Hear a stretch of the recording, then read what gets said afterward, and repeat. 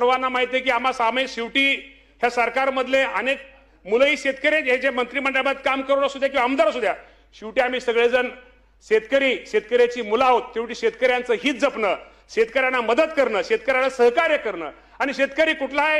कुठं निसर्गाच्या ह्याच्यावर लहरीपणामुळे किंवा काही अडचणीमुळे शेतकरी अडचण येते, या शेतकऱ्याला कुठेतरी निश्चित प्रकारे एक आधार दिला पाहिजे, या शेतकऱ्याला कुठेतरी मदत केली पाहिजे, सहकार्य केलं पाहिजे. यासाठी या राज्याचे मुख्यमंत्री देवेंद्र फडणवीस साहेब असतील, एकनाथजी शिंदे साहेब असतील, स्वर्गीय मी मुद्दाहून अजितदादांचं नाव का घेतो, दादा त्या मिटिंगला ह्याला हजर होते आणि काही प्रतिनिधी, शेतकऱ्यांचे प्रतिनिधी, काही शेतकरी नेते पण त्या मिटिंगला हजर होते की या शेतकरी कर्जमाफी बाबतीमध्ये एक चांगल्या प्रकारचा कुठेतरी निर्णय घेतला पाहिजे. यासाठी मुख्यमंत्री आणि दोन्ही उपमुख्यमंत्र्यांनी त्यावेळेस आपल्याला माहिती आहे की प्रवीण परदेशी साहेबांच्या अध्यक्षतेखाली एक कमिटी स्थापन केली आणि ते कमिटीला सांगितलं, एक गाईडलाईन दिली, कमिटीला सांगितलं की साधारणतः आपण एप्रिल महिन्याच्या पहिल्या आठवड्यापर्यंत आम्हाला या कर्जमाफीच्या बाबतीमध्ये शेतकऱ्यांना कर्जमाफी ही कशी दिली पाहिजे, त्यामध्ये निकष काय असलं पाहिजे की जेणेकरून माझ्या महाराष्ट्रातील शेतकऱ्यांना त्याचा कसा फायदा जास्त होईल, हे निकष साधारणतः एप्रिल महिन्याच्या पहिल्या आठवड्यामध्ये त्यांना आम्ही